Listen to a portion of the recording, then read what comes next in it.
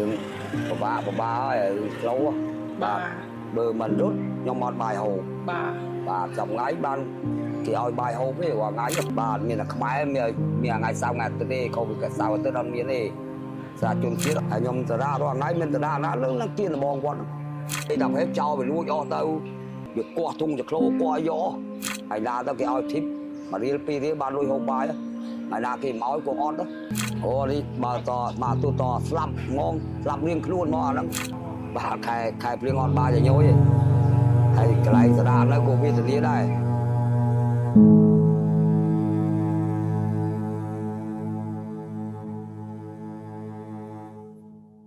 ទៅលើដងផ្លូវដែលយើងឆ្លងកាត់ជារៀងរាល់ថ្ងៃ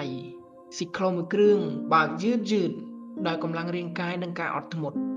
សម្រាប់មនុស្សទូទៅស៊ីក្លូគ្រាន់តែជាមធ្យោបាយសម្រាប់ធ្វើដំណើរប៉ុន្តែសម្រាប់អ្នកដែលបានបើកវាគឺជាជីវិតជាអាហារនិងជាក្តីសង្ឃឹមសម្រាប់ថ្ងៃស្អែកនៅក្នុងវីដេអូនេះគឺជាការបង្ហាញនៃរឿងរ៉ាវរបស់អ៊ំប្រុសម្នាក់ដែលប្រើប្រាស់កម្លាំងជាមួយនឹងស៊ីក្លូដើម្បីចិញ្ចឹមជីវិតលោកតាប៊ុនងៅមានប្រជជន60ឆ្នាំមកពីខេត្តបាត់ដំបង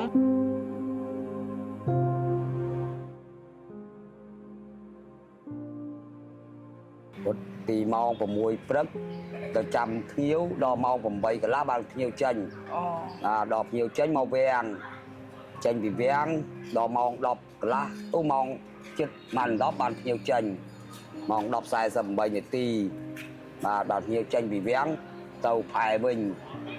ថ្ងៃណាទៅគេចូលស្ដាប់មន្ទីរបាទចេញពីស្ដាប់មន្ទីរបានទៅផែរឿងបបាហើយរឿងខ្លូបាទបើមិនរត់ខ្ញុំអត់បាយហូបបាទចំថ្ងៃបានគេឲ្យបាយហូបទេរាល់ថ្ងៃគេចែកតាមឡានតាមលំអតាមអីបាទប៉ុណ្្នឹងឯងបើក្រៅហ្នឹងទេអត់មានអីទេបាទរត់តែពេលព្រឹកទេថ្ងៃអត់មានភ្ញៀវថ្ងៃរត់មានខ្លះដល់ថ្ងៃណារត់មួយថ្ងៃ3ជើងក៏មានបាទម៉ោង8ព្រឹកហើយនឹងម៉ោង1ថ្ងៃម៉ោង4ល្ងាចក៏មានម៉ោង7យប់ក៏មានដែរអត់ទៀងទេសក្លូបាទតែថាភ្ញៀវគេមកកំងគ្រូអញ្ចឹងគេបាញ់ឈ្មោះទៅគ្រូអញ្ចឹងគ្រូចាត់តាំងឲ្យទៅបាទឥឡូវក៏មានដែរអត់ទេអត់មានខ្មែរមានតែសៅរ៍អាទិត្យទេខ្មែរទេគេដើរលេងម៉ូតូលីបាទមានតែខ្មែរមានថ្ងៃសៅរ៍ថ្ងៃអាទិត្យទេកូវីដសៅរ៍អាទិត្យអត់មានទេសាជនជាតិអត់ដឹងសាយផងអត់ស្គាល់គេផងបើយើងអត់ចេះភាសាគេចេះតែដឹកថ្ងៃណាទៅគេឲ្យធីប1រៀល2រៀលបានលុយហូបបាយថ្ងៃណាគេមកក៏អត់ជឿបាយចិនសាកដាហូប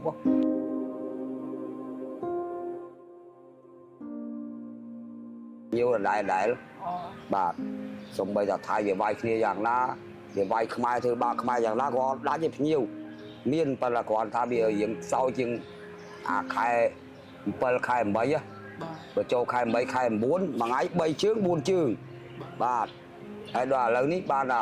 មួយទឹកបានតែ3ដងទេបានថ្ងៃអង្គារបានតែ1ម៉ោងទេហើយបើសៅរ៍អូសុកសៅរ៍អានឹងបានគេហៅកន្លះថ្ងៃ4ម៉ោងបាទតាំងពីម៉ោង8កន្លះព្រឹកទៅដល់ម៉ោងបាន10ថ្ងៃបានចប់ជួនកាល2 10អានឹងបានចប់ភ្ញៀវបានបាយហូបមានថ្ងៃស្អែកហ្នឹងអត់មានថ្ងៃច័ន្ទអត់មានទេមានដែរមាន3-4គីឡូបាទដល់3-4គីឡូអញ្ចឹងមីក្រុមហ្នឹង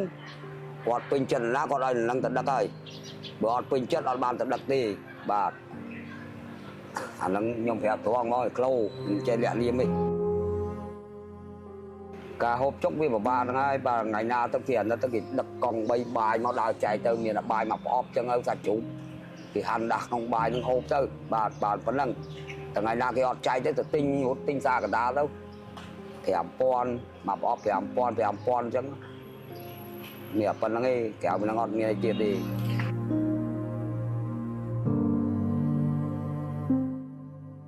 អូនេះបើទូតស្លាប់ហ្មងស្លាប់រៀងខ្លួនមកអាហ្នឹងអត់នេះទេសក្លូហ្នឹងព្រោះសក្លូសមាគមនេះគឺសក្លូតៅសានទាំងអស់បាទគាត់មកផ្ដាច់ទាំងអស់ ប្រាក់ខែក៏លើគាត់អីលើគាត់បាទគាត់ថាងំដល់ប្រាក់ខែ210000ហ្នឹងដាច់ចោលហើយងំដល់ថ្ងៃបើកបាទប៉ុន្តែគាត់ធ្វើល្អមួយយ៉ាងរបស់គាត់ដែរក្នុងមួយអាទិត្យមួយសប្តាហ៍គាត់បើកឲ្យម្ដង70000បាទមួយខែបាទ21000អាហ្នឹងអ្នកមានកាតវិនពួកអ្នកចូលក្រោយទៀតអត់មានកាតវិនអាហ្នឹងអត់មានទេបាទ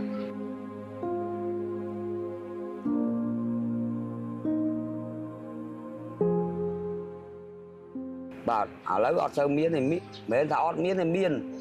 បើប្រយ័ត្នជាងគេគឺអាលុយធីបហូបបាយទាំងហ្មងថ្ងៃណាទៅភ្ញៀវចិត្តល្អគេឲ្យទៅ5រៀលទិញបាយហូបទៅថ្ងៃណា3រៀល2រៀលបើមិនចឹងទេមានអាធីបរួម2រៀលអត់បានទេថ្ងៃហ្នឹងអត់បានទេបាញ់ឲ្យទៅមេធំអស់ហើយមេធំហ្នឹងដល់ថ្ងៃអង្គារក្រោយបានគាត់បើកឲ្យហើយបើកឲ្យ2រៀលហ្នឹងអស់ឲ្យសម7000 1000បាត់ហើយស៊ីកតុយបាត់ហើយ1000បាទ7000ទេបាទរាល់ថ្ងៃនេះហើយខ្ញុំតារារាល់ថ្ងៃមានតារាណានឹងទៀនដំបងវត្តដល់ពេលគេឬបរះឬអីចេញទៅបានចូលទៅងាប់លេខទៅជោគទៅដេកទៅបាទ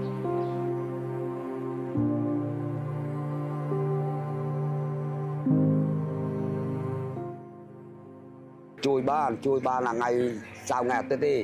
បើជួយបានបកដោយបុគ្គលទេបុគ្គលណាហ៊ានបានបាយហូបបានលុយទិញបាយហូបបុគ្គលណាខ្លាចគឺអត់បានណាខ្លាចមិន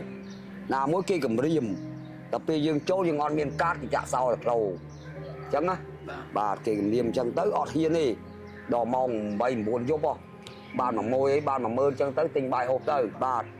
តែប៉ុណ្ណឹងអត់មានអីទៀតទេ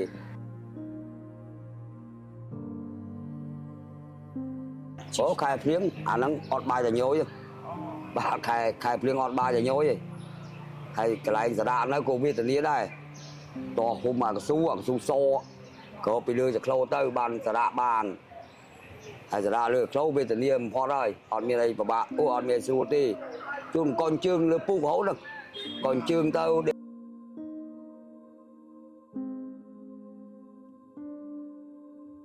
ដើរពេញហ្មង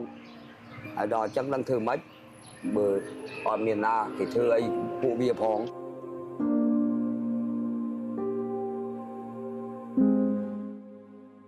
ជួយស្កាត់អាហ្នឹងគ្នាឯងជួយមើលបាទយកទៅពេលយកទៅអីទៅប៉ុន្តែយើងមានបានមានការមានអីចឹងទៅគេមើលគេអត់អស់លុយទេបាទបើអស់ក៏គ្រូគាត់ចេញលុយព្យាបាលនឹងឲ្យហូបដែរបាទខូចមានខូចដែរឥឡូវអានេះអស់អាដុំក្រួយហើយដុំក្រួយបាទន័យថាគ្រូក៏អត់ចេញលុយទេអ្នកណាជីអ្នកណាដូចជាក្លោយើងអាហ្នឹងយើងធ្វើខ្លួនយើងអញ្ចឹងណាអត់មានគេចេញលុយឲ្យយើងទេបាទដូចជាបែកកណ្ដាងបែកអីដល់ផ្ទុះសបកទូអីអាហ្នឹងលើងយើងទាំងអស់បាទខូចដុំកណ្ដាលហ្នឹងដុំមួយ2 100000បើអត់លុយទេចេះធាក់សិនទៅអាលោកមកហើយអានេះក៏អស់កម្មហើយទៀតប៉ុន្តែបើយើងមិនធាក់មិនរកអត់អីហូបបាយទេអត់មានលុយហូបបាយទេបាទតអ្នកធ្លាប់ហែកាត់រឿងចក្លោដឹងហើយវេទនាប៉ុណ្ណាបានមកល្អមើលបាទ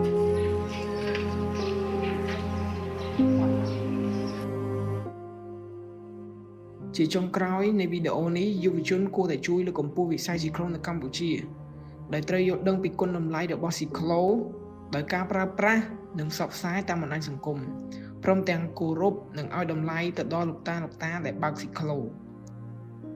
ការចូលរួមរបស់យុវជននឹងជួយរក្សានិងអភិវឌ្ឍវិស័យស៊ីក្លូនៅកម្ពុជាឲ្យបន្តទៅមុខទៀត